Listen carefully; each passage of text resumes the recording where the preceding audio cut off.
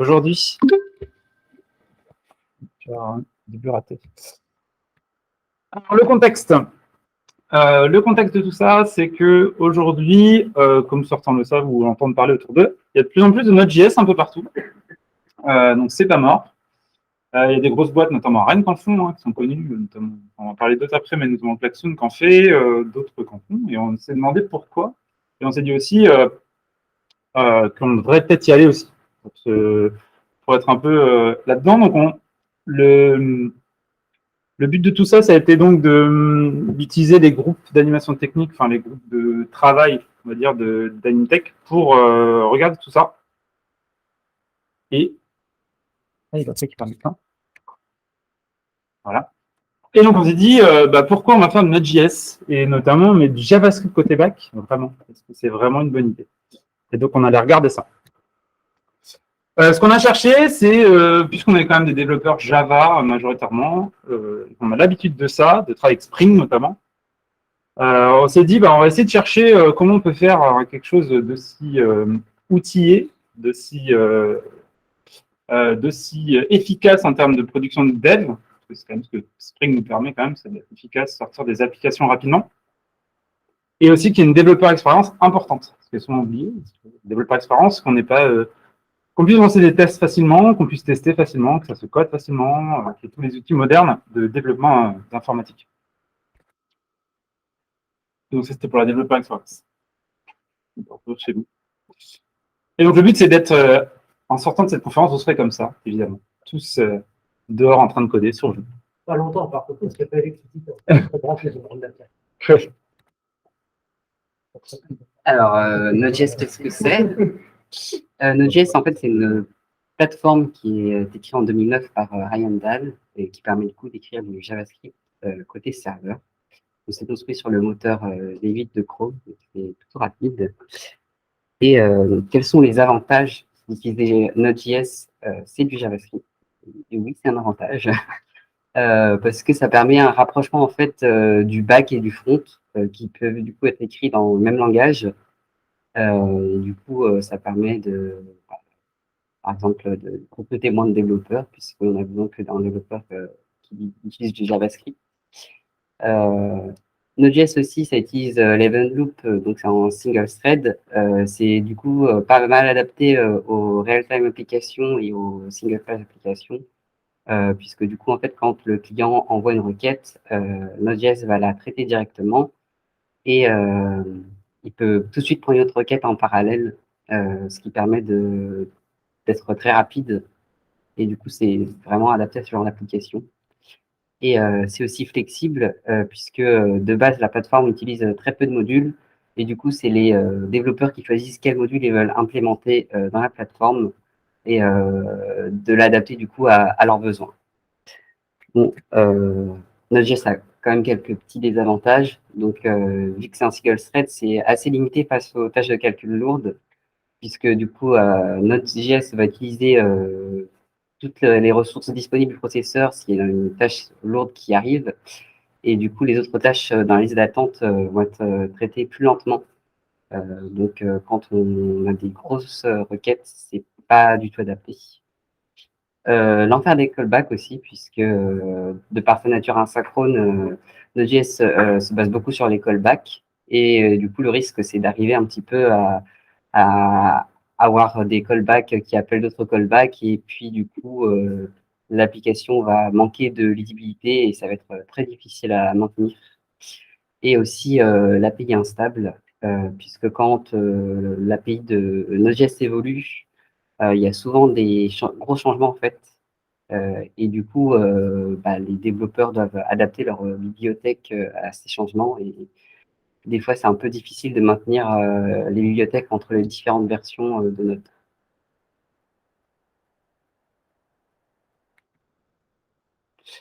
Node. Quelques exemples d'entreprises qui utilisent Node.js, puisque Node.js quand même est utilisé par pas mal d'entreprises, et même des grosses entreprises, du coup, comme Netflix, LinkedIn, PayPal, ou même la NASA. Donc, si ces entreprises utilisent Node.js, c'est quand même qu'elles y trouvent un avantage. Alors, Donc Marc-Antoine n'est pas là aujourd'hui, je vais faire les parties de Marc-Antoine à l'improviste. Le but du jeu, c'était quand même d'avoir le but du jeu, le but de l'exercice en tout cas, c'était d'avoir une API, enfin une application, hein, on va dire réelle, ou qui veut dire quelque chose. Que les POC, c'est sympa, mais par contre, se rendre compte d'un outillage, d'une développeur expérience sur un POC, bah, ça c'est limité. Donc on a cherché un exemple et on a cherché un truc à faire et on s'est dit, tiens, Marc-Antoine a un super fichier Excel de gestion des jeux de société, on va en faire une application. Et donc on a défini un MVP pour dire grosso modo, cette application, elle doit avoir une liste de jeux de société avec des caractéristiques. On doit pouvoir lire, enfin consulter ces jeux. Et dans ce dont on va pouvoir emprunter ces jeux avec un key cloak, etc., avec une gestion de rappel par rapport aux emprunts, etc. Donc voilà, on est parti là-dessus, on s'est dit on va faire une appli comme ça. Et donc en premier lieu, on a fait un état des lieux de tout ce qu'il y avait dans Node.js. Ouais, et du coup, pour commencer, Node.js, on a vu que c'était pas mal utilisé, et du coup, comme tout ce qui est pas mal utilisé aujourd'hui, les développeurs ont vite voulu se faciliter la vie, et ils ont commencé à faire des frameworks. Donc, framework, pour rappel, c'est un ensemble d'outils, de librairies et d'aides pour justement s'améliorer le développement et faciliter la vie. Donc le JavaScript, forcément, on connaît, il y a à peu près 3 milliards de frameworks. Donc on va avoir des gros frameworks comme Nest, dont on va parler après, et on a plusieurs petits frameworks, dont on en a comparé 3 pour pas en présenter 3 milliards midi. On aura faim. Donc les principaux, c'est Express, dont je pense on a tous à peu près entendu parler. Et il y a aussi Koa et Fastify qui sont pas mal présents. Là, c'est pour la couche REST. Ouais, donc ouais, pour la couche REST, les petits frameworks Voilà. Donc Express d'abord, ça ressemble à ça. Express, c'est le pilier de ces petits frameworks. C'est celui qui est en place depuis le plus longtemps, ça fait 10 ou 12 ans qu'il est là. Il a ses avantages, du fait que justement, c'est un peu le premier qui est arrivé, qui s'est bien mis en place sur le marché.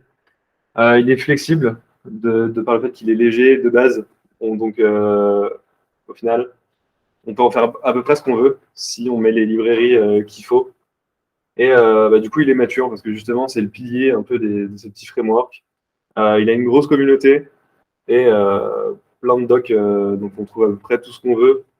Et on peut faire à peu près tout ce qu'on veut avec Express. Par rapport à ça, c'est assez cool.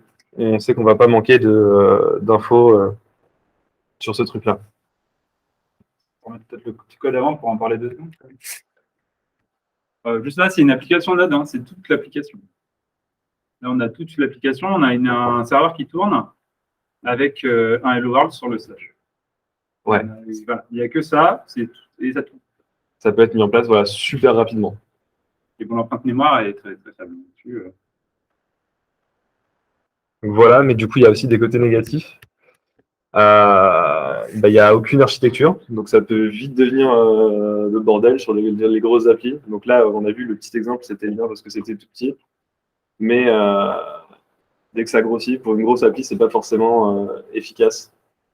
Ce qui amène à ce code spaghetti et avec l'enfer des callbacks, tout ça. Et il y a une interrogation sur est-ce que c'est toujours maintenu Express. Il y a eu un gros moment où le repository était un peu mort. Là, ça a l'air d'être reparti un petit peu. Depuis quelques mois, on a des petites merge requests qui sont acceptées. Et on a des petites versions mineures. Mais ouais, ça fait 5 ou 6 ans que la version 5 est en bêta. Donc il y a cette question de est-ce que c'est quoi son avenir, quoi. C'est que des développeurs dans un garage.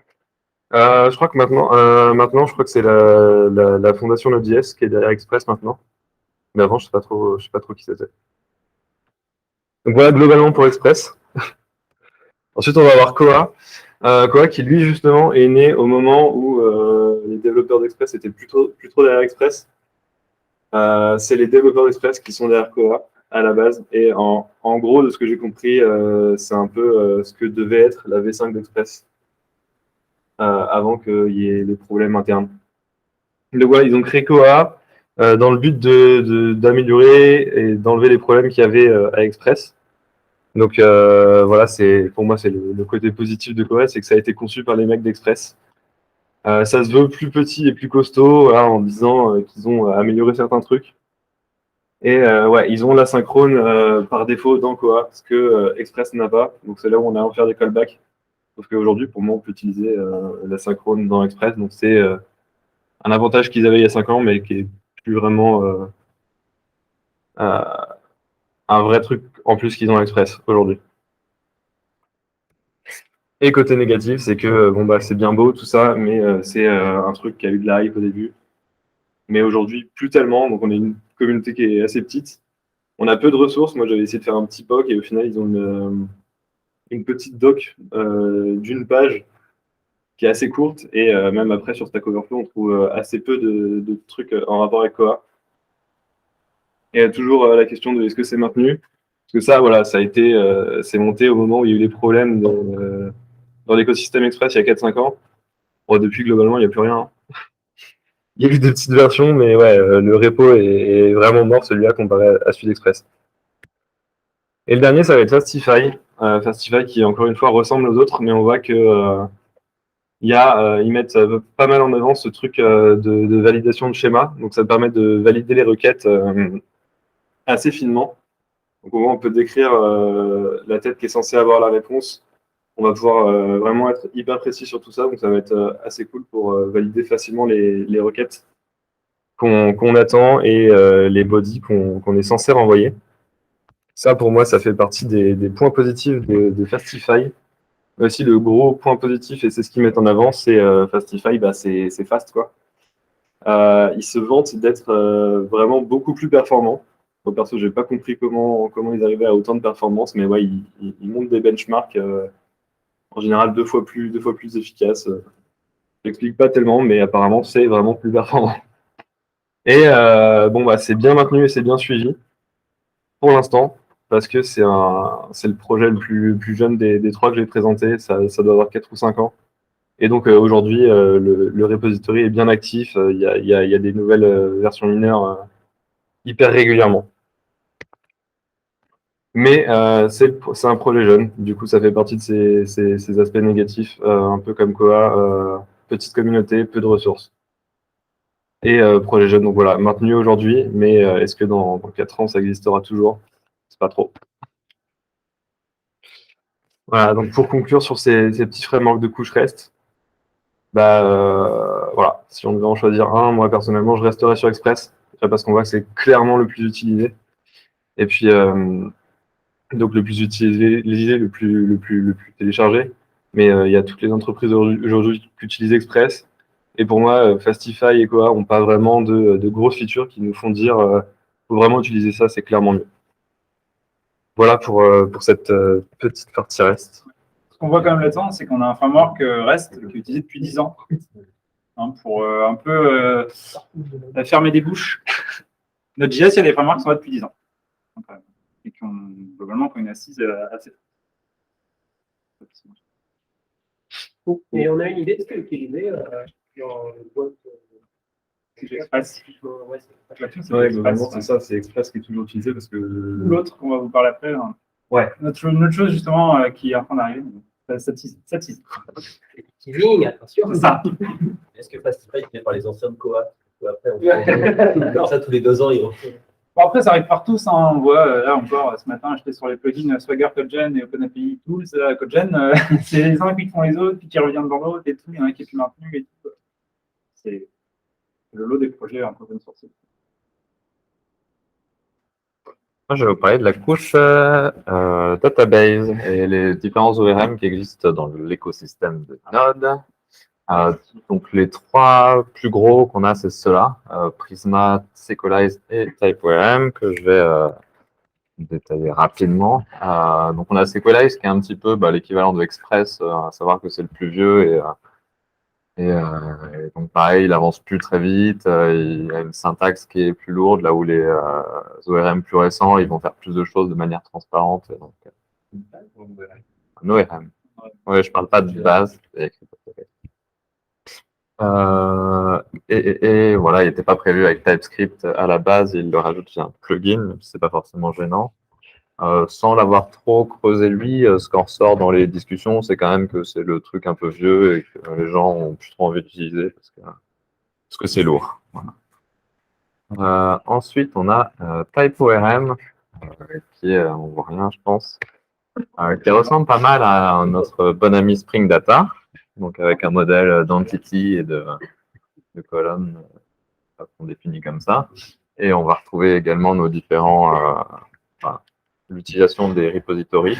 C'est pas obligatoire, là, il supporte les deux patterns, donc le data matter et le active record. Mais l'idée, c'est que pour les petites applis, tu peux avoir directement dans ton entité des méthodes sur le repo pour récupérer. Je pense que c'est pas un très bon choix pour la maintenabilité de l'appli. Voilà, que dire là-dessus? Il propose comme le suivant d'auto-générer les migrations SQL. Un petit CLI qui fait ça en prenant les modifications qui ont été faites dans le DTO dans l'entité. Voilà. Je pense que j'ai oublié des choses. J'ai un petit récap. Et ça fonctionne aussi bien sur du SQL que sur du NoSQL. Il y a une bonne intégration TypeScript et la doc est bien remplie. Donc ça a l'air d'être quand même le choix sûr, celui qui est bien maintenu, bien utilisé. Voilà. Moi, c'est le pendant Spring Data, surtout pour voir GPA, même de JavaScript. Si on veut faire du GPA, ça va être la chose qui va se rapprocher plus.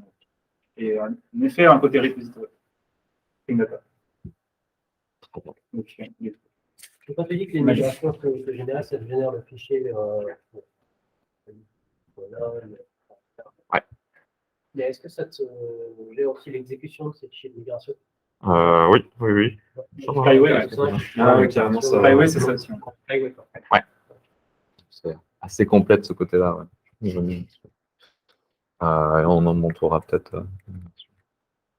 Hop. Et puis ensuite, il y a le choix un peu plus de la hype, qui est Prisma. Donc ça, c'est le plus récent, celui avec le meilleur marketing, avec un très beau site web et tout. L'idée, c'est qu'à la base, Prisma, c'est une solution, on va dire, low-code, où tu peux déployer des serveurs avec juste ton modèle de données, et ça te fait un CRUD dessus en GraphQL. Donc, la hype est là, bien comme il faut, on code toutes les cases. L'idée centrale, c'est que c'est basé sur un modèle dans leur syntaxe qui est propriétaire, là, donc c'est un peu à mi-chemin entre du SQL et une classe TypeScript. Et à partir de ça, ça va automatiquement générer le Prisma Client, qui est la lib typée pour faire tes requêtes derrière. Pour avoir de l'autocomplétion, etc. sur tes recherches. Voilà, pareil, il gère les migrations automatiques. J'ai pas de slide récap, mais dans l'idée, Action maximum. voilà, là c'est bien parce que ça fait plein de choses très vite. Du coup, après, c'est toujours le curseur qui est à pointer entre ce sur quoi on veut avoir la main et ce sur quoi ça marche tout seul. Voilà. Hop. Du coup, entre ces trois-là, nous, on a choisi de partir sur TypeORM, qui semble être le choix safe et pas trop compliqué pour des gens qui viennent de faire. Voilà. Mais Prisma a l'air de marcher très bien et a l'air très complet aussi, donc ce sera un choix à explorer, je pense. En termes d'utilisation dans les entreprises, un peu comme les graphes qu'on a vu tout à l'heure, vous avez une idée ou pas du tout de comment c'est utilisé, quelle proportion? Je l'ai vu, mais il n'est pas dans la slide. La petite remarque, c'est qu'il y a pas mal d'entreprises qui sont en JavaScript. Enfin, ce que j'ai vu après, je ne sais plus, mais ce que j'avais vu, c'était aussi que ils font du JS côté front, ils font du JS côté back, du coup, ils font du MongoDB. Donc là, ils n'utilisent pas forcément des RAM, ils utilisent un Mongo qui permet de faire des attaques sur Mongo. Donc après, j'ai un peu de séquelage, mais pour regarder des trucs comme ça. Il s'est passé quoi en genre en 2009? Mais voilà, séquelage, c'est un peu. Non, ça donne une bonne idée déjà, c'est cool On ça. va pouvoir faire un POC, on va pouvoir faire un petit projet de Node il y a quoi, il y a 7-8 ans. J'utilisais déjà Express et SQLite. Mais tu vois, les traînes par rapport aux autres de tout à l'heure, C'est c'était vraiment ultra parlant, genre Express écrase les autres d'un point de vue. Là, tu vois, ok, Ouais. bon, il y en a un qui est au-dessus, mais c'est là que le programme est quand même bien implanté. Ouais, alors je il pense est là. que Là, par rapport à Express, vraiment, tu voyais qu'il y a j'ai l'impression qu'un TypeOram va s'imposer là. Ah ouais, ok, non, c'est plus parlant. C'est moderne quand même. Ouais. Ouais, dans les discussions, je pense que les nouveaux projets, ils partent pas tant sur c'est quoi là.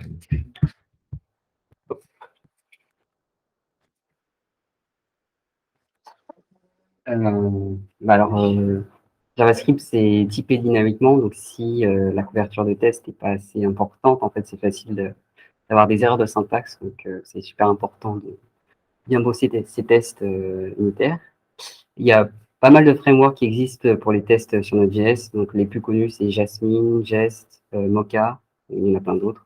Et du coup, nous, on décide de partir sur Jest. Donc, un test unitaire avec Jest, ça ressemble à ça, en fait. C'est très verbeux, donc c'est plutôt clair. On comprend très rapidement un test quand on l'écrit. Et pour les tests d'intégration, on utilise un outil qui s'appelle Supertest qui permet de moquer du coup des requêtes au serveur. Et du coup, c'est utilisé conjointement avec Jest. Donc là, par exemple, on teste une requête pour avoir /hello et puis on teste du coup la réponse qui nous revient du serveur. Donc là, on reconnaît quand même ceux qui ont fait du MockMVC ou du REST Assured. Hein. C'est très très proche de ce que c'est. Pour le développeur expérience, c'est lançable avec le droit run test aussi. IntelliJ, ça s'intègre bien, on peut lancer un test. Mais c'est important, hein, parce que le karma, ça ne marche pas vraiment comme ça. Le karma, pour ça. Notre framework de test est JS. Juste autre chose. Ouais, sur Jest, alors ce côté front, c'est beaucoup utilisé sur React. Hein, cette framework est poussée majoritairement. Ça permet de faire des snapshots aussi. Alors après, côté back, on n'utilise pas, mais c'est aussi pour ça que ça a été. Enfin, je pense pas qu'on utilise. Ça permet de faire des snapshots de DOM et de vérifier que ça n'avait pas changé entre deux tests. C'est pour ça que ça a été beaucoup utilisé côté front. C'est pratique. J'ai une question, le temps d'exécution, il est de combien de secondes dans l'ancien test comme ça? Alors, on n'a pas benchmarké les temps d'exécution, je suis désolé. Ok. On peut regarder la CI. Hein. Il faut que je parle là, du coup. Du coup, oui, pour la CI, alors ça, on en reparle plus sur le projet. On ne va pas trop détailler ça pour ne pas être trop long, mais on pourra vous montrer un GitLab CI. Ouais, les appli nodes, ça part d'une image node. Donc, pas d'une image. Alors, c'est pas si logique que ça au final, parce qu'on a cherché un petit peu, ça aurait pu partir, parce que tout le front, ça part des images de Nginx, pareil. Ça aurait pu être pareil, empaqueter un truc dans Nginx et tout, mais là, non, ça part vraiment d'une image node. Donc, rien de souci, rien de fou, quoi. On part d'une image node et après, on peut faire un pipeline. En général, ce qu'on a fait sur celui-là, c'est que, contrairement à Java, on a besoin de compiler. Là, la différence, c'est forcément le node, on peut déjà l'interpréter et déjà lancer des choses dessus. En général, on va lancer on fait charger dépendance, je ne parle pas trop, mais on va tous lancer la phase de quality, c'est-à-dire, on peut lancer en parallèle d'ailleurs. Lint, pour l'équivalent du sonar, hein, le lint, c'est vérifier statistiquement notre code. Le sonar intégrable, on ne l'a pas encore intégré nous. Test unitaire, donc avec Jest, Supertest, des intégrations end-to-end. Après, on compile l'appli, donc end-to-end run-dist, on compile, ça part pour le build de prod, quoi. Vous allez voir, parce qu'on fait du TypeScript, hein, quand même. Et après, on fait le truc classique qu'on fait sur toutes les applis Java, hein, on crée une image de cœur, on la publie, et puis on la déploie. Ça, c'est ce qu'on a fait en termes de CI. Bon, sur le front, on n'a pas parlé de front là, mais... Voilà, on a des pipelines classiques d'application avec toutes ces phases-là, ce qu'on retrouve, sachant qu'on va, alors ça c'est en cours d'études, on va dire, là, mais on va essayer d'intégrer aussi la génération de clients Swagger pour le front, pour partager le contrat d'interface de cette appli. Ça a l'air moins pratique que côté Java. Même avec les frameworks un peu plus modernes, tu parlais tout à l'heure, là, mais parce que... C'est-à-dire, en fait, on va dire juste après, mais en fait, on n'a pas fait ça. On n'a pas fait Express Nature, ça. Non, on va tout spoil, mais en montrant un peu l'appli, on va montrer une démo de toute façon on peut regarder ce que c'est. Voilà. Et donc, est-ce que c'est aussi complet que Spring? Eh bien, on peut faire plein de choses. Il y a plein de librairies, comme disait Johan, il y a plein de librairies partout. Par contre, là, imaginons, moi, je démarre une appli, Hugo démarre une appli, Mathis démarre une appli. Sans vraiment se concerter, on a de grandes chances que l'appli ne ressemble pas du tout à la même chose. Même si on a même choisi les frameworks, Express n'a pas de cadre, hein, comme disait Johan. On peut faire un peu, le début ça va, on a les mêmes annotations, mais après derrière, toute la couche, on va dire métier, toute la couche service, tout ça, là on peut faire ce qu'on veut. Et ça peut quand même poser pas mal de problèmes en termes de cohérence d'applicatifs dans une entreprise ou dans. Par contre, on peut faire plein de choses. C'est-à-dire qu'on a quand même des tests qui se lancent facilement. On a des ERM, si on veut faire de l'ERM. J'ai pas vu de Ibatis.js. Pas beaucoup cherché non. Déçu. Désolé. Ça se lance vite, c'est assez facile à développer parce que c'est du JavaScript. Mais donc, il y a ces problèmes-là.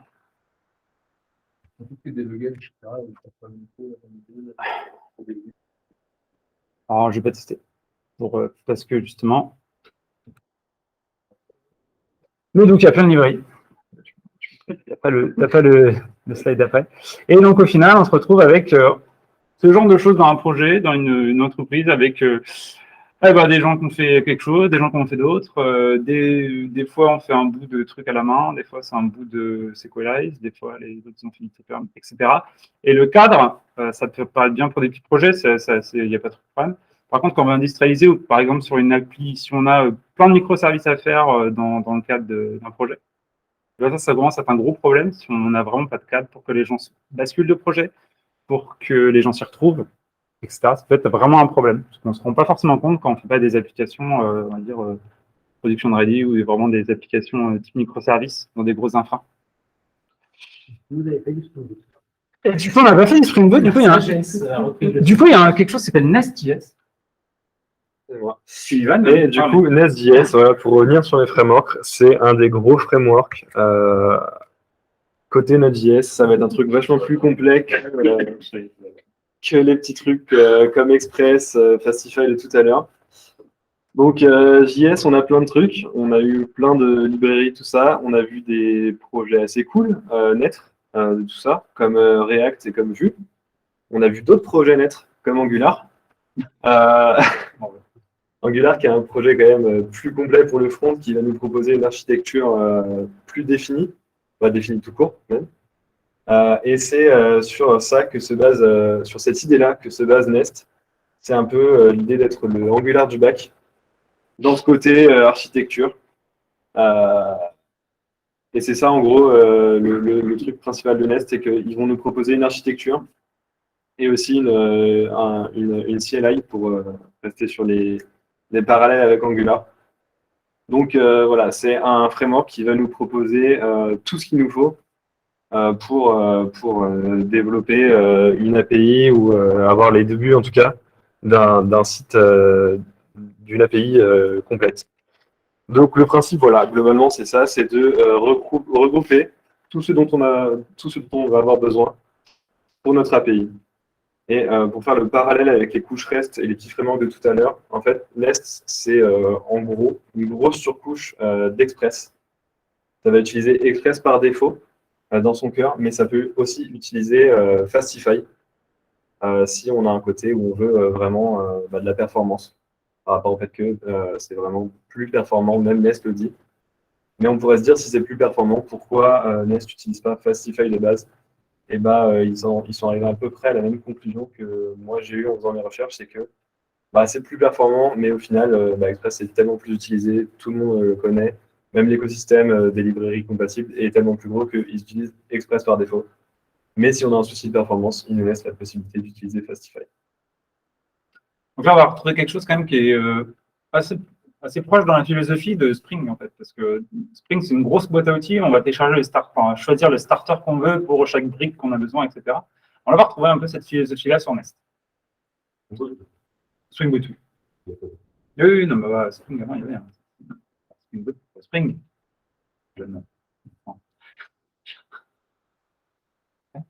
battez pas. Non, ça c'est mon PC. Et donc oui, du coup, comme Spring, on va avoir tout ce genre de choses. Alors ça, c'est non exhaustif, pardon. La doc de Nest étant très bien faite, on a toute une liste de ce qui est possible, mais on va avoir une gestion de la sécurité. On va pouvoir rajouter des règles, des rôles, des vérifications, mettre des intercepteurs, en sens, ça s'appelle des middleware sur Nest, mais on va pouvoir mettre des intercepteurs qui vérifient les requêtes à l'arrivée, etc. On va pouvoir gérer OpenAPI, donc l'équivalent d'une librairie qu'on utilise. Maintenant, c'est Spring qu'on utilise. On va avoir des choses qui font des health checks. Ça, ce que ActoTorn nous permet, par exemple, avec Spring, d'avoir des health checks, d'avoir des sons. On n'a pas regardé côté Prometheus, tout ça, micrometer et tout, mais on va voir très rapidement, sans chercher, directement sur l'étagère avec ce truc-là, avec Nest, des façons de faire des health checks très rapidement. C'est-à-dire des passes d'API, lightness, readiness, pour que les trucs comme Kubernetes regardent si notre application est vivante. Et ainsi la redémarrer ou etc. Ce qu'il y a besoin dans les clusters Kubernetes, par exemple. On va avoir de la gestion du cache, très semblable. Pareil, on ne montre pas d'exemple, mais ça va être très très semblable à ce que fait Spring avec des annotations sur les méthodes. Arrobas cacheable, c'est arrobas cache pour Nest, mais c'est très très semblable. Donc on n'est pas perdu. Ça va gérer GraphQL et on va aussi avoir énormément de choses prévues pour du Rabbit. C'est prévu. On a tout ce qui est Rabbit, tout ce qui est Kafka, Redis, tout ça c'est pareil, c'est prévu et c'est dans la doc officielle de Nest. Donc il n'y a pas besoin de chercher plein de frameworks, de livres, etc. Et chaque projet, en théorie, qui fait du Rabbit sur un projet Nest, fera pareil qu'un autre projet. Ça, c'est le fondamental du truc. Et donc, comme je disais, la doc de Nest, je vous invite à y aller si vous êtes intéressé de regarder, mais elle est très bien faite. Elle est plutôt bien faite, plutôt complète, et voilà. Combien de temps que ça existe, que c'est qui est derrière Combien de temps ça existe? Ça fait, ça doit faire C'est 5 ça, ans à ouais, peu 5-6 près. ans, ouais. Je ne sais pas qui c'est qui est derrière. Derrière, je ne sais pas. Non. Pas de bol derrière. Non. Non, On verra, mais je ne sais pas. Je crois pas, non. Oui, il y a un micro. Pardon. Oui. Nest, ça utilise aussi TypeORM ou... Alors justement, pareil, on peut choisir. On peut choisir de base, c'est TypeORM, et on peut changer de package. En fait, c'est un peu comme les starter Spring, on va choisir dans le package en JSON la dépendance Node.js quelque chose, Nest.js quelque chose, en fait, pour dire quel est le package qu'on utilise, quelle est l'implémentation du module Nest. Ouais, mais alors c'est aussi pour ça, d'ailleurs, on triche un peu parce qu'on a cherché la couche REST, etc. On a regardé ce qui se faisait. Pareil pour tous les autres. Et en vrai, Nest, forcément, ils ont fait le même travail. Et souvent, on leur a des idées aussi. Savoir, ça donne une bonne idée. Quel est le RM le plus utilisé? On voit que Nest propose TypeORM par défaut. Bon, ça donne une bonne idée du truc.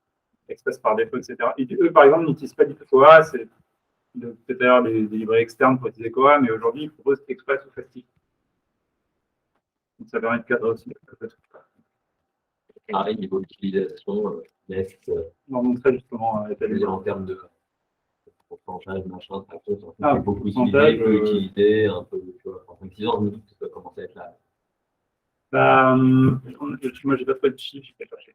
Ouais, j'ai pas vu de graphe, mais ouais, globalement, c'est vraiment celui qui est en train de monter. Clairement, ça devient un peu la norme pour faire des API, back en AWS. Pour des grosses API, après pour les petites, il y a toujours Express qui sera plutôt rapide et plus facile à mettre en place. Mais ouais, quand même. Ouais. Aujourd'hui, je pense qu'on pourra parler des personnes qui font déjà des développeurs JS. Il y a quand même le côté, on aime le côté ce qu'on aime bien, ce que certains aiment bien avec les bateaux, c'est contrôler la chose, quoi. Avec Nest, c'est sûr qu'on abandonne, on laisse le framework nous faire notre appli et puis on fait moins de contrôle sur ce qu'on fait. Comme avec Spring, cette frange-là, on l'accepte. Enfin, et que je pense qu'il y a des gens qui ont du mal encore à l'accepter avec Nest. Comme avec Angular, quand peut-être qu'on passe. Tu l'acceptes parce que tu sais que tu peux avoir relativement confiance sur le chez Spring. Non, mais oui, c'est vrai. Mais en fait, c'est l'adoption qui fait que aussi. C'est parce que ils ont une offre d'entreprise apparemment. Oui. Il y a une boîte derrière. Ah oui, il y a une boîte derrière. C'est pas, il y a un beau site. Après, je sais pas qui est là. Non, c'est une boîte qui fait que l'open source. C'est quoi dans la boîte? Freelance.io. Il y a ses rédacteurs, les contributeurs, etc. Ouais, après, donc, on va se rappeler attaquer, hein, tous les petits badges, on a mis pour rigoler, le truc, c'est dans toutes les communautés Angular, mais ils ont énormément de contributeurs et tout. C'est un gros projet. Enfin, un petit projet. N'oubliez pas de remercier Marc-Antoine pour ce beau jeu de mots. Hein. Je vais juste ajouter ça. Et puis, on va faire une démo de... Ouais. Moi, j'ai fait une démo en mode explorateur, donc c'était Ouais, pas poser des format. questions, c'est pour vous montrer à quoi ça ressemble. Ça, c'est du JavaScript. Hein. Et alors, c'est du JavaScript qu'on montre. Donc là, on voit du... Bon, il n'y a pas grand-chose à montrer dans le front, mais hop, on va plutôt montrer le code. Juste, ce qu'on remarque, c'est que tout le code qu'on a montré avant, c'est du JavaScript pur. Donc tous les requires, tout ça, là, c'est JavaScript pur et pas avec les dernières normes de JavaScript. Là, justement, avec Net, ça nous permet de faire ça.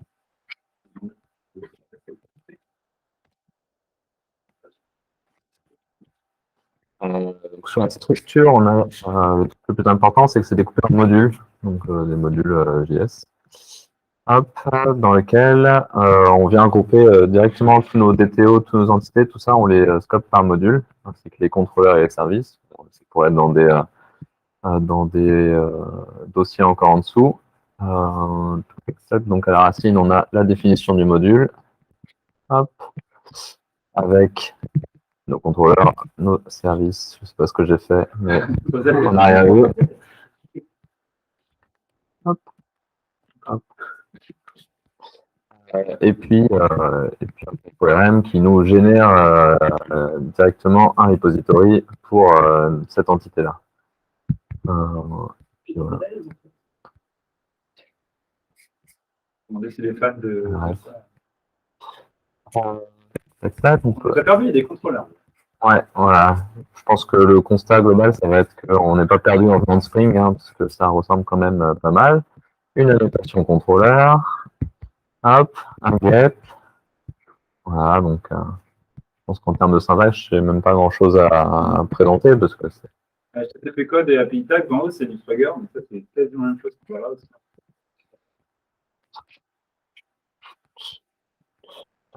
Et puis, de manière transparente, on appelle le service. Hop, donc si je vais voir mon service qui est injecté, voilà, on a de l'injection de dépendance. Hop, le service, pareil, bon, c'est pas un at service, c'est un at injectable.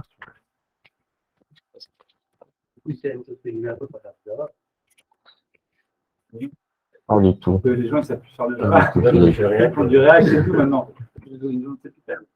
C'est plus Strat ce côté front. Donc ici, on retrouve notre repository qui est injecté pareil. Hop. Donc le truc qui est marrant, c'est que là, le repository, il est défini nulle part. Hein. On n'a pas de méthode, on utilise que celle définie par TypeORM, mais je pense qu'on peut en rajouter. J'imagine qu'on peut le définir. Voilà, rien à écrire. Donc là, on a redéfini un petit DTO pour faire de la pagination, donc c'est possible. Et puis sinon, dans l'idée, ça c'est une méthode qui est exposée directement depuis l'interface repository. Donc on en a plein, hein. Je pense qu'on peut faire un peu tout ce qu'on veut. Hop. Tout ce qu'il faut, et on peut évidemment en ajouter. Voilà. Ça c'est le service, donc rien de bien mystérieux. Hein, j'en veux un peu. Point game, il fallait pas l'enlever du coup. Ah oui. Il y avait une magnifique méthode. Bon, il nous reste encore des choses à faire. Hein. Qu'est-ce qu'on peut aller voir après? Les entités, donc ça, du coup, c'est du TypeORM. On voit bien que ça ressemble très fort à notre Spring Data JPA. Hop. On est bien sorti là non plus. On peut définir des DTO. Donc là, en fait, ce qui nous manque, c'est encore un mapping entre le DTO et puis les entités. Donc ça, il faut qu'on creuse et qu'on voit ce qu'on met. Voilà, donc c'est des classes TypeScript directement, il n'y a rien de sorcier. Et puis on a un petit plugin qui nous met les annotations Swagger pour qu'on n'ait pas à les écrire. Il part de la classe, il sait que c'est un point DTO, donc il va l'exposer dans le Swagger. Voilà. Les tests sont au même niveau. Les tests sont dans test. Hop. C'est les tests. Ça, c'est l'end-to-end. Hmm. Tests sont au même niveau, ouais. Hop, on peut voir la tête du test d'intégration, test end-to-end. Voilà, donc des mocks. Hop, un before each. Je commande pas des masses, là, si vous avez des questions, n'hésitez pas. Hop, on marque notre repo, et voilà, un expect.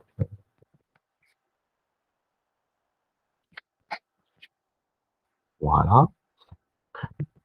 On a aussi du coup, le reste des tests qui sont là, ETU, oui.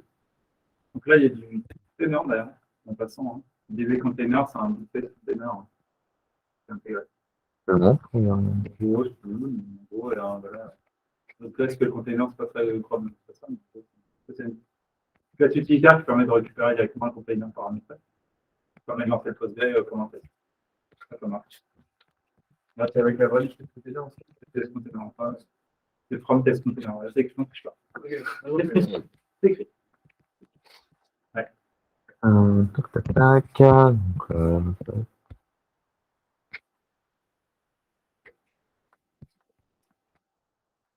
voilà ce que ça donne. On peut voir l'exécution d'un test, justement, sur le GSP. Un plugin, moi, non?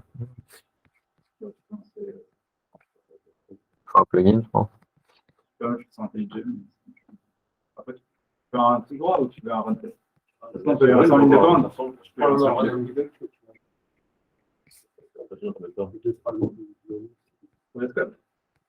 commande. Hop. Ils vont être rouges, ils vont être verts. Donc l'intérêt aussi, c'est en JavaScript, là on est sur du Nest. C'est du Nest, c'est aussi comme on n'a pas redémarré l'application, on se fait l'appeler. C'est pratique en termes de développement expérience d'avoir l'application. Évidemment, après on n'a pas une application avec 80 000 trucs, on ne sait pas à quel point ça nous permet de redémarrer, etc. Après, c'est du module, donc c'est vraiment le module. Ouais. Et du coup, on n'a pas de bundler type Webpack ou autre. Hein. Si on va dans le list, en fait, on retrouve nos sources, on retrouve directement nos modules. C'est pas spécialement mimiqué, je pense pas. Vraiment, tu trouves quasiment une copie de ton code. Hein. Non, ça, le package prend du jeu, c'est une longue vidéo. Il n'y a pas beaucoup de lignes dans le Hop.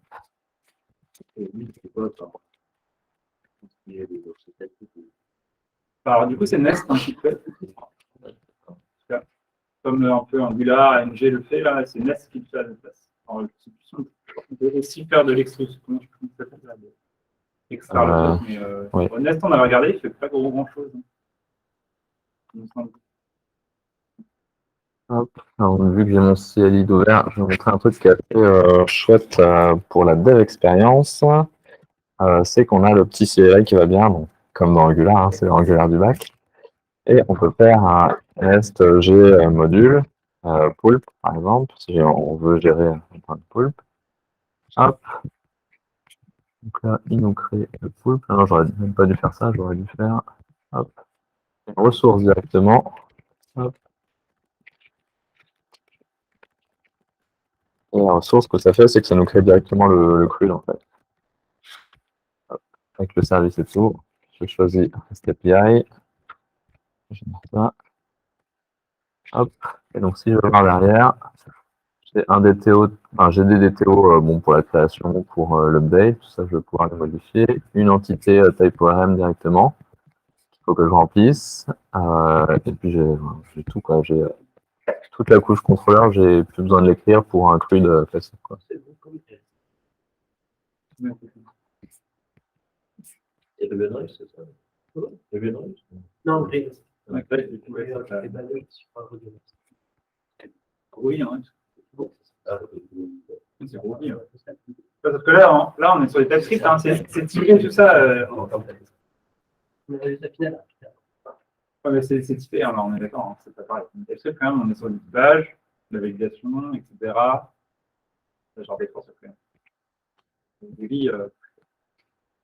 Hop, ici, je vais montrer les migrations. Hop. Je vais faire, c'est... Non, même pas. Vas-y. Aussi, un truc, là, je passe à chaque personne les sous-modules par ressource, parce qu'on ne fait pas du tout en Java, on ne fait pas du tout des packages par ressource. C'est ce qui est préconisé par Next. Il dit vraiment que un package égale une ressource, quoi. En fait, le Tango pour. Et donc avec un share pour les choses qui ne sont pas. C'est vraiment la comme Angular, ouais. Donc, ça m'explique éventuellement. Ah, la singe. Il a l'impression d'être admin. Et du coup, j'imagine. Un truc de vrai hacker.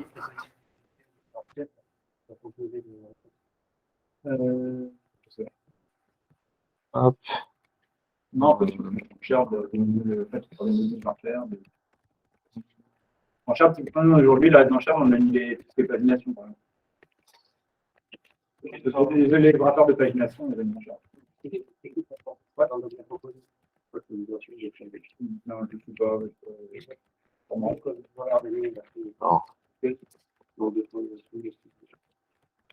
Non. Presque. Tout à l'heure. Hop. Voilà. Tadam, tadam. Et là, on a une nouvelle migration. Est-ce qu'elle va être lisible? Ça, je ne sais pas. Mais... C'est un truc de code qui permet de faire du. Voilà. C'est pas du. C'est pas du natif. Alors, je ne sais pas si on peut faire du natif SQL. Nativement, l'UID, c'est jamais. Ah oui. Ouais. Ah ouais, c'est un peu. Il n'y a pas le. Ah oui, la migration est un peu dure. Il y a peut-être quelque chose à configurer un peu plus. Quoi. Ouais, peut-être. Voilà. Projet. C'est bizarre, et on récupère un bout pour faire la vanne. Quoi. Moi, j'ai pas remarqué dans la JavaScript sur le bac.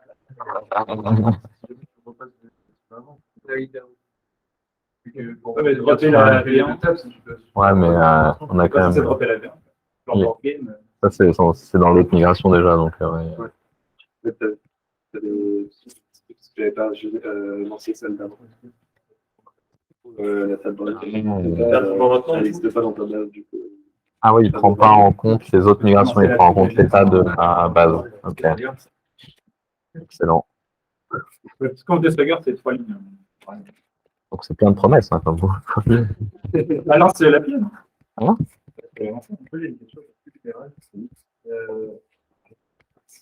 Que les gens de Shine comprennent bien. Alors, moi, j'ai plus de questions, parce qu'en général, ça pose pas de problème de sur JavaScript quand ça fait. C'est du TypeScript là. Oui, ça arrive.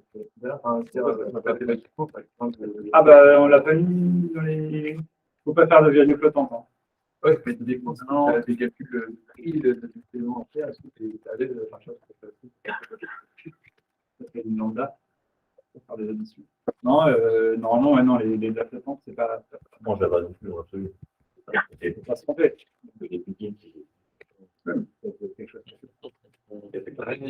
En tout cas, c'est souvent cité dans les faut pas faire. Après, c'est pas c'est vrai que déjà comment faire les chantiers.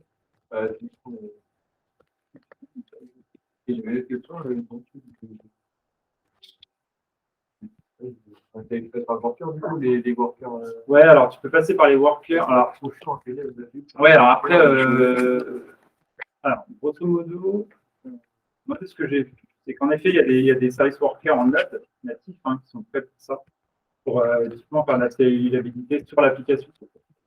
Voilà, ça peut gérer ça. Après, je pense que dans la majorité des cas, les microservices pour des petits temps, c'est pas un cas qui va forcément gérer. Pour faire une scalabilité horizontale, alors plusieurs applis, c'est de gérer ça dans ton code, en fait. Parce que tu veux faire aujourd'hui. Aujourd'hui, alors j'ai vu des benches Java là, non, sur une grosse, en fait, à partir du moment où tu satures les traces comme 4, bah, la node, ça s'envole en termes de taille. Ça répond beaucoup.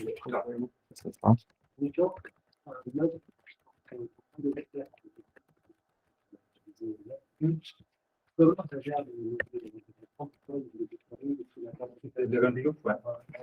il attend. Il attend et il y a une pile, et c'est la pile, c'est le élément qui est dédié. Comment Si le client paye,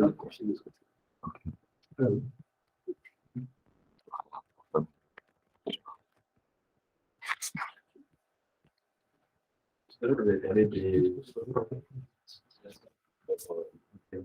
Il y a une migration, il y a la manière de. Ouais.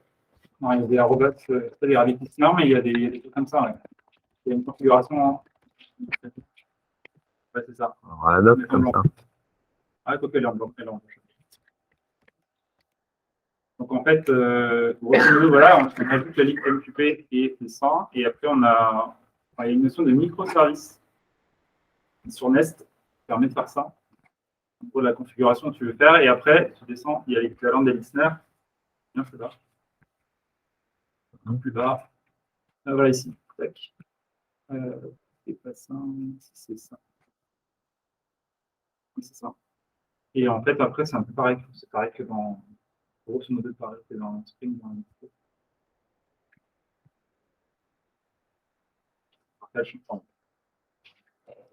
Après, on n'a pas créé de connecteur à tout ça, donc on n'a pas le Rex complet sur Rabbit. Hein.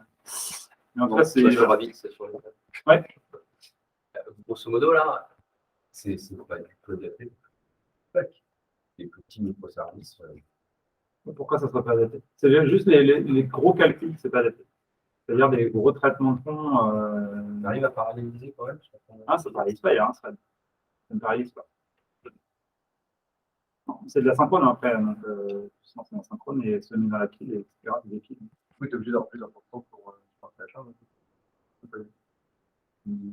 Non, en fait, à partir du moment. En fait, c'est pas un thread égal, c'est pas tout le long, hein, il me semble. C'est quand même un appli. Enfin, Node, c'est du callback de partout. En fait. Chaque appel, c'est avec callback. À partir du moment où on va appeler la base de données, ça va se mettre dans l'event loop, etc. Ça va dépiler, ça va prendre l'autre, etc. C'est pas tout le flux qui est dans l'event loop. Donc ça va jouer là-dessus. T'as pas, dans mon cas, t'as fait un step dédié par. Non, ouais. Tu peux mettre, il y a des gifs, tu peux mettre l'event loop. Contrôler la taille de La taille d'expression. Ah ben non, c'est monospadé. ressources qui sont. Non, c'est monospadé. Après, comme je disais, il y a une notion de scalabilité où tu peux faire plus du multithreading, mais ça c'est vraiment dans le code et c'est avec des services workers en fait. Des schedulers qui déclenchent. Ouais, alors justement les schedulers, on peut en faire à Nest. Alors je n'ai pas creusé, mais pareil, un bout de doc, on peut faire du scheduling, du cron. Et ça tourne pas. J'imagine que c'est avec des services workers justement derrière. Ouais, je pense. Ouais. Donc il y avait un loop, ouais, c'est ça.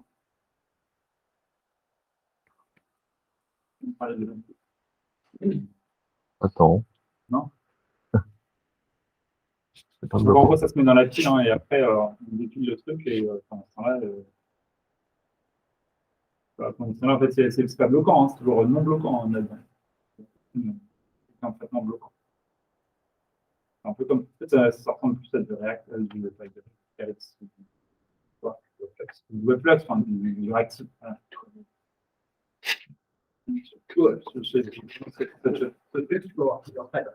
Oui, non, bien sûr. Non, mais en termes de ça dépile de la même façon. Ça dépile très vite comme pourrait faire Webflux. En fait. C'est pour ça que le traitement long, par contre, quand tu es monospadé, c'est bien sûr. Oui, non, mais c'est sûr que ouais, c'est pas pour du processing d'image ou des gros traitements longs, hein, c'est pas pour. Non, mais ça va pas forcément plus parce que pour utiliser Rappel, si on appelle sur une API externe, nous on fait son intégration, c'est le service externe qui bloque, on les bloque. Non, ça ne bloquera pas. Les API sont bloquants. Donc quand tu appelleras l'API, ça restera dans le machin et puis le callback sera appelé quand on reviendra. Pendant ce temps-là, on ne fait pas de choses d'API. Toi, tu utilises oui, non, tu ne peux pas dans le design de notes. tu ne peux pas avoir des. Bah non. Quand tu fais des await, ça marche. Le Webflux, en fait, c'est le service qui sont déclaratifs ils sont là. Ah bah oui. Ouais, mais c'est la même chose, sauf pareil.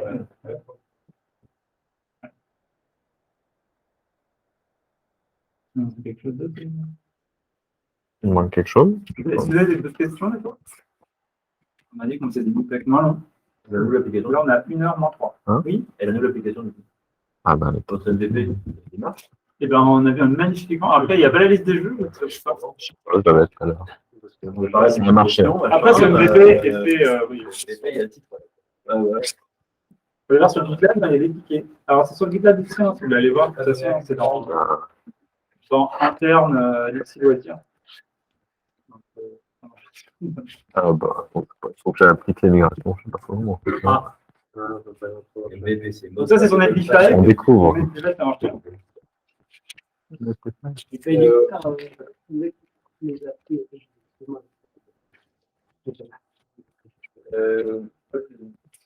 C'est si aujourd'hui quelqu'un vient me voir en mode je ne sais pas trop quoi utiliser pour notre projet, qu'est-ce qui te fait choisir ça ou... Aujourd'hui, moi, je fais des copines Spring Boot 100% parce qu'on sait faire ça, en fait. On va dire, aujourd'hui, je choisis une technique qui ne fait pas l'affaire, quand même faire une belle gentille. On a beaucoup plus d'expérience, beaucoup plus de... Forcément. En fait, typiquement, sur le phone note, c'est aussi un besoin client, en fait, qui arrive. Mais c'est bien aussi de savoir pour pouvoir répondre sur le marché. C'est vrai. Ouais. C'est un peu important de se positionner et de faire plusieurs choses. Quand même. On ne sait faire qu'un seul truc, c'est un peu dommage. Ça peut être intéressant parce que nos clients avaient vraiment des demandes qui arrivent plus et que ça justifierait de. Voilà, ça peut être intéressant, c'était un problème. Je sais pas, la question était plus technique, non? Un peu des deux, je crois. C'est pour ça, hein. Tous les choix sont mélangés. Non, mais vous avez forcément tous répondu, quoi. C'est bien d'avoir une certaine polyvalence pour pouvoir répondre à ces offres. Typiquement, il y a des clients qu'on va attaquer qui sont clairement sur ces stacks-là. Et on a d'autres connaissances bien également qui sont en train de migrer sur ce genre de stack. Ouais. Pour autant, il y a encore quelques mois ou quelques années, on nous aurait dit ça, on aurait fait la vie pour ça. Et ils sont en train de le faire. Ouais. Et la question, c'est pourquoi? Pourquoi? Moi, ouais, je pense avoir un sur la réponse. Que je l'ai dit tout à l'heure, c'est qu'aujourd'hui, des gens qui maîtrisent ces stacks-là, il y en a de plus en plus. Quoi. Je ne dis pas qu'il y a de moins en moins de gens qui maîtrisent les stacks un peu plus traditionnels que nous, on maîtrise ici. Mais aujourd'hui, il y a des gens qui sont des écoles, ils sont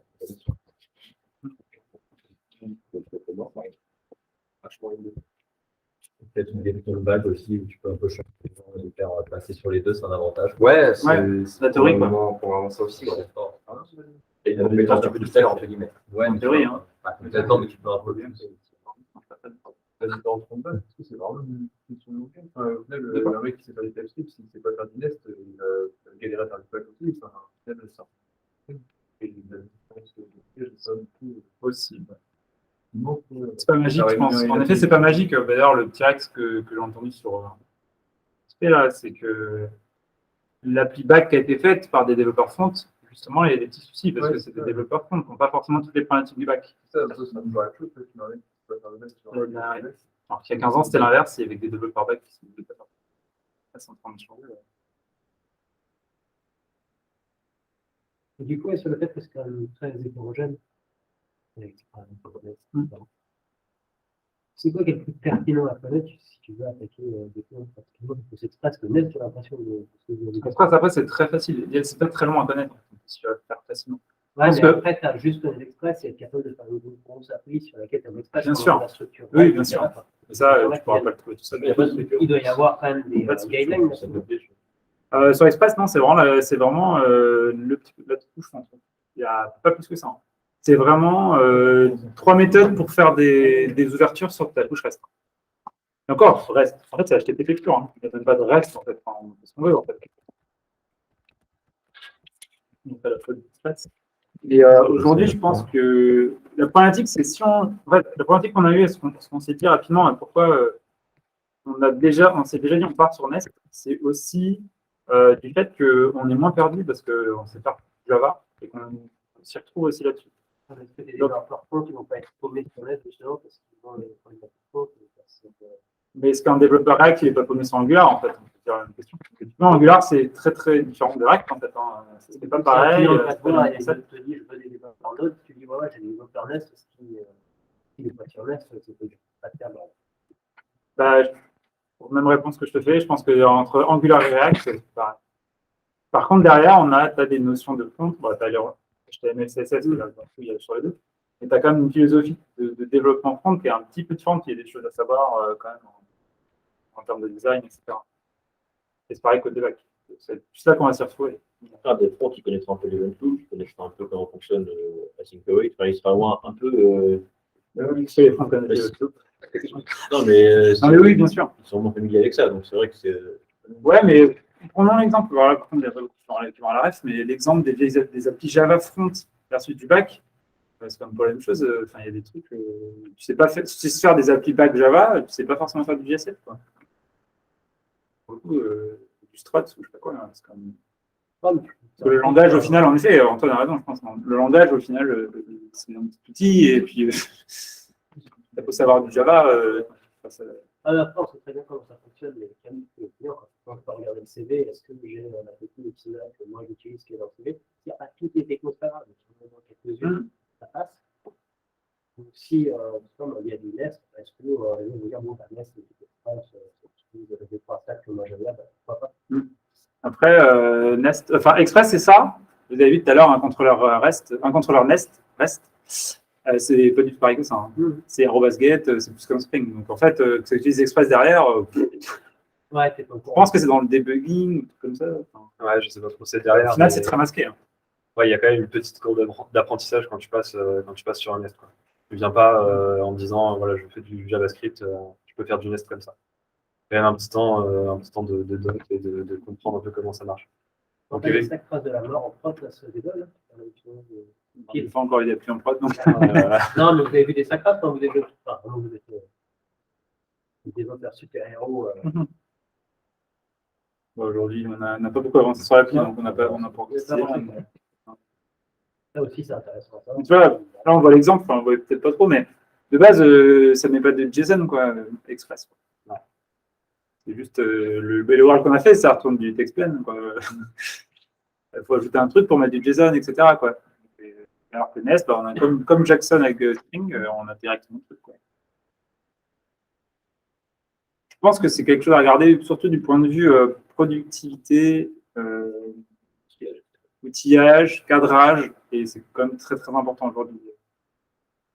Mais une Node Express pure, tu peux faire 10 ans de Nest, tu as une appli Node Express pure. Parce que, ouais, Déjà, c'est un framework, ça. Typiquement, Greb, c'est un peu pareil, ce qu'il demandait à l'époque, c'était que c'était hyper productif, c'est tout intégré. Il demandait exactement, tu avais la même promesse, mais ça n'a jamais percé. Ouais, parce que c'est Groovy. Ouais, Groovy, ça. C'est du JS, Si reprendre des applis en Greb, franchement, c'est la première. Mais là, Tu sais du Groovy du Java, tu parles du Java, c'est du JS. Les deux tiers des questions, ça peut avoir, c'est du JS, en fait. Il y a de la doc. Il y a ça aussi qui rentre en compte. Quoi. Ah bah, carrément. Ah oui, on a un langage qui est utilisé, là. C'est le langage le plus populaire depuis 10 ans. Python. JavaScript, je sais pas. Non, c'est un Python quand même que c'est populaire. Python, quand même. Python, c'est plus longtemps que c'est conseillé, personne n'écoute. Quoi, faire du sport en Python, c'est vrai.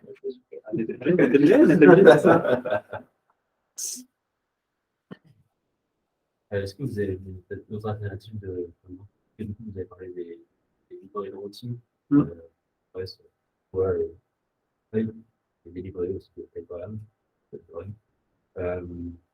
que vous avez d'autres alternatives de. Comme Nest, quoi. Ouais, comme Nest. Ouais, il y a Adonis que j'ai vu, mais ouais, je ne vais pas creuser Adonis, on l'a pas creusé. Parce qu'il y avait le côté avec voilà, que ça rejoignait un peu Spring et Nest, du coup on s'est dirigé sur Nest, mais ouais, je sais qu'il y a Adonis. Ouais. Le stack min, Ouais, Adonis, mais Adonis Nest. Ah, avec un Ouais, F. Adonis, c'est un peu. Ouais, c'est un peu de la. Ouais, voilà, lui, il s'inspire de l'arabe.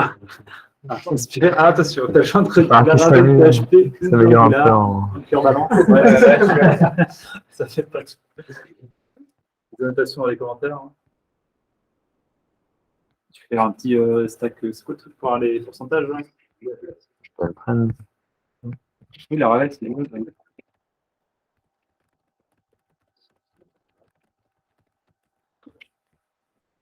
Peut-être full stack. Ah, voilà. Adonis.js peut-être. Ça va être Adonis.js en ce moment. Et voilà, on voit quand même, hein, on est à plus d'1 million de téléchargements quand même, en ce moment et ça monte toujours. Hein. Et les c'est assez-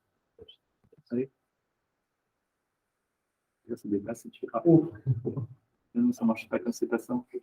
Ah si, oui, oui, bah, ça si, bouge c'est- un peu. Hein. ouais, c'est pas... ouais, alors, le CS Score, c'est quand même 45 000 stars. Non, Hein. c'est C'est pas pas mal. 45 000 stars, ça commence à être un beau projet. Hein, Nest, d'ailleurs, Ouais, Express là-dessus. avec ça, dessus. Mais je crois que les radars Southwark, ça fait déjà quelques temps hein, que Nest est passé dans le hockey à l'essai. J'ai regardé dans ce truc-là. Jackson. Ah, d'accord. Tu as vu Fleury l'option rapide. Non, on les a pas tous complets. Mais Happy, je crois que c'est moins complet que Nest. Je crois que tu mets plutôt, tu compares plutôt. Je crois que c'est un peu entre les deux. Enfin, je ne vais pas plus poser que ça. Mais voilà, c'est qu'il y en a tellement des options que c'est envie de tout paraître à vérifier.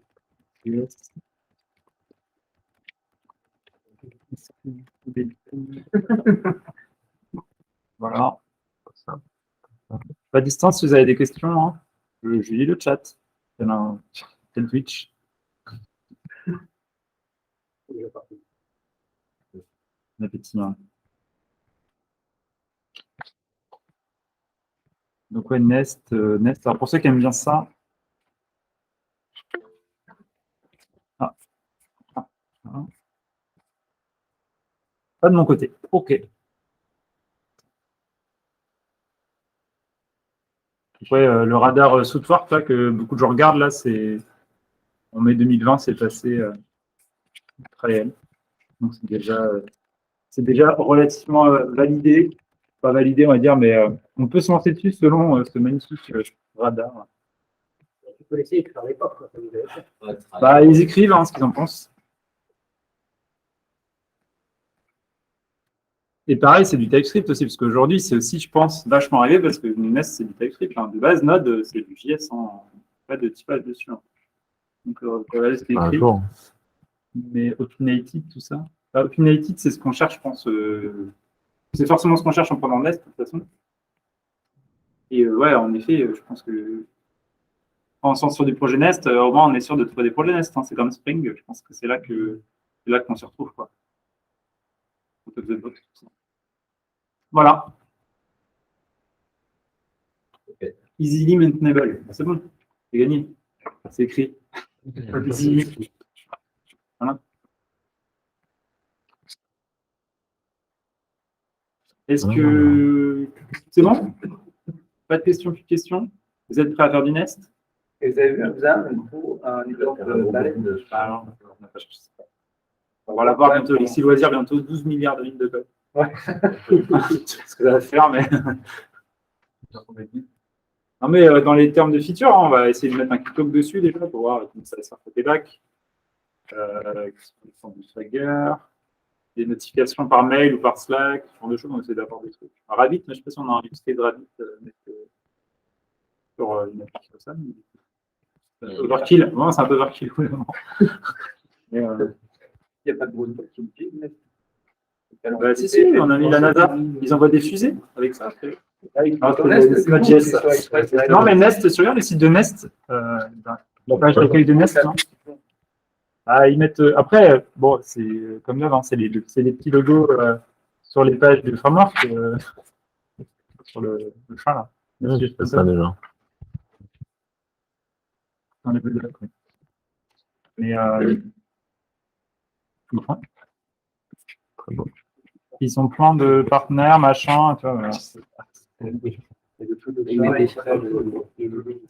Bon, du coup, qui c'est qui présente Nest Bah, c'est nous, hein, si tu disais, on en parlait.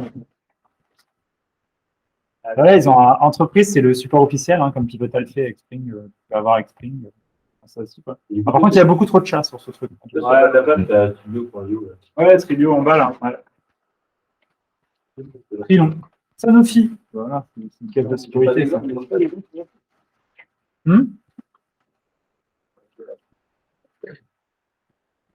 Bah. Ah si, Wix uses... Si, il y a en bas.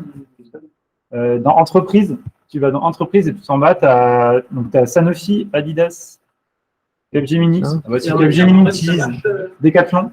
C'est où? Ah oui, Decathlon, si j'en ai parlé de ça, la Pinest Decathlon. Tout en bas. Entreprise. On va prendre peut-être arrêter le record à distance. Si... un peu, non. Merci.